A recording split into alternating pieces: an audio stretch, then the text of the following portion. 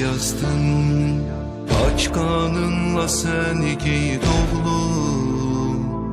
Ey candan keçen murid oğlum, siması melek şehit oğlum.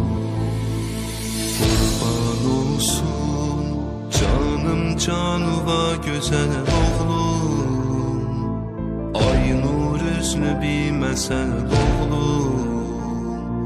Aldı seni menden ecel oğlum. Elhamdülillah işçi alsan, Mevlamız Hüseyin'in konağısan. Cennetten kâmeti tubanın oğul, sınmaz eğilmez bir budağısan.